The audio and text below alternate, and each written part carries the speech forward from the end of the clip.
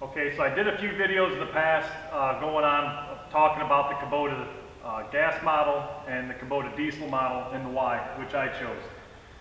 Now, any of you watching this video were probably curious like I was. It's a hard decision on which engine to choose, but I left out a few of the other engines and I just wanted to make a video going over each engine that Ventrac has to offer and some of the benefits of them to sort of give you an idea of what may be good and what might not work for you. There are lots of videos on the internet, especially on YouTube, of the Ventrac, but no one that really goes into specific on some of the different engines and what might work and better for some people than others. So I figured for anyone wanting to sort of choose and they were on the fence like I was, I'd go ahead and make a video here and speak of all the engines. There's 4 4500 engine options. You can get the K, the P, the Y, and the Z. So we're going to start off with the 4500K. 4500K is a 31 horsepower Briggs Stratton Vanguard. It's a twin cylinder, air-cooled engine, 47.4 foot-pounds of torque, 896 cc, and that comes with a 50 amp alternator. Now, the Vanguard uses, says about 1.6 gallons of fuel per hour. So I'm glad that Ventrac offers an air-cooled engine. Actually, I was at the dealer last week and I got to see one. I was looking in it.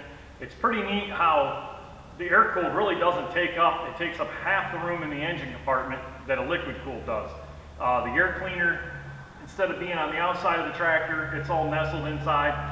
I'm glad that Ventrac offers an air-cooled option. I didn't want to go air-cooled this time. I did with my Steiner 430 and there was nothing wrong with it, but on the hot summer days, if you're really working hard, I just prefer having the liquid cooled that stays one temperature all the time. Even though you have to keep checking the radiator screens now and then, I just really wanted to go liquid cooled this time. I do like that they offer it for other reasons if you did want to save some money, because it is cheaper than the other engine options. So it gives people the opportunity that don't want to spend the money on, liquid cooled engine if they don't want to. Now, with that being said, the K model, I believe, do not come with the foot pegs or the fenders. That's an option, but they do come standard. There's a few standard features that come standard on the P, the Y, and the Z. So keep that in mind while you're shopping. The next engine that I left out was the 4500 Model P. The P has the 31 horsepower. It's a Kawasaki twin, fuel injected. That's one nice feature on that engine. It's 47.1 foot-pounds of torque, and that comes in at 824 cc. The only downfall of the Kawasaki engine is you only get the 30 amp alternator. It's the least amount alternator through all the models, which we'll talk about that. The only real difference that would make is if you had a cab, if you're running a lot of accessories. I still think with the LED lights and the other stuff that Ventrac offers, it probably wouldn't be a big deal, but I just did want to point that out. It is only got a 30 amp alternator. It's the least of the engines. Now, the one nice thing about the Kawasaki being electronic fuel injected is that it only uses 1.2 gallons per hour is what they rate it at. So it just uses a tad bit more fuel than the diesel. And the other thing with the Kawasaki model is it's a 30-degree slope continuous rating. So the Kawasaki is also the only engine that you can run 30-degree slope continuous all day. The other ones you can't. So you get fuel, good fuel economy with it, continuous for hillsides, and a lot of power out of that engine. The next in the lineup would be the 4500Y, which is what I chose. It's the least horsepower out of all the Ventracs, 25 horse Kubota 3-cylinder diesel. It's the D902, 42 foot-pounds of torque, 898 cc. This boasts a 60 amp alternator, and it only uses 1.1 gallons of fuel an hour. Now, before I made this video, I wanted to mow a couple more times, which I have. I've now mowed 4 or 5 times with this tractor, and I absolutely love the diesel. The fuel economy is getting even better. I can mow my yard twice on 4 gallons, which before with my air-cooled Kohler, it was taking roughly 8 gallons or more to mow 2 times.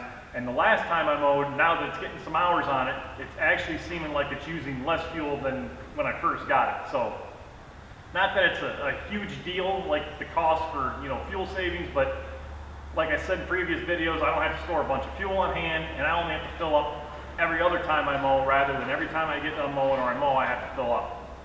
The last one, 4500Z, the highest horsepower engine that Ventrac offers. It's a 32.5 horse Kubota 3-cylinder gas. 50.6 foot-pounds of torque at 962 cc, and the Kubota gas also comes with a 60 amp alternator. The only downfall of the Kubota gas is it uses 1.5 gallons fuel per hour, which isn't a huge deal, but it does consume a lot of fuel. So if you need the power, you know, by all means, the more fuel consumption, you know, go for it. But that's the four that they have to offer. If you're using these on flat ground, all four engines are going to do just fine. I have no problems with this thing on flat ground. It's been amazing me. I've been mowing, last time I mowed some pretty thick stuff with this thing, and it really hasn't bogged it down. I mean, it won't blow smoke. It's still staying above that 3,200 RPM range, and that's mowing at 6-7 mile an hour through some pretty tall stuff with a 72-inch deck. So very happy with that. Now, I have heard, I do want to do some hill tests with this just to sort of see if it's slight hills that loses power or, you know, really steep 30-degree hills that loses power. I have heard that the diesel sort of lugs out when it gets near the top where the other ones shine through. But there again, I don't know what kind of hills these guys are mowing with. So I can't say for sure personal experience, but I'm going to try to do some videos of that for you guys too if you're interested in diesel. If you're going to be doing extreme hillsides, my two choices I would say to go would either be the P or the Z. Now, the only real differences between the Z and the P is the Kawasaki's a twin cylinder. It's an aluminum block with a 30 amp alternator. The Kubota gas is a 3-cylinder cast iron block with a 60 amp alternator. The alternator might come in handy if you're going to have a cab, like I said, and use a lot of accessories. Cast iron versus aluminum, I don't think that's a big deal. It's just weight difference and what you prefer. Now, the one big advantage the Kawasaki has over the Kubota is its electronic fuel injection compared to the Kubota that's carbureted. The carburetor don't really bother me, it's simple, but like I said before, the electronic fuel injection, you're getting a lot better fuel economy for the horsepower. So you're losing 1.5 horsepower, but you're gaining a lot in fuel economy. So the Kawasaki definitely has the advantages on it. Now, I've spoken different videos where I said I was either going to go with the Kubota diesel or the gas. That was my personal preference, and the only reason is I'm more familiar with Kubota engines.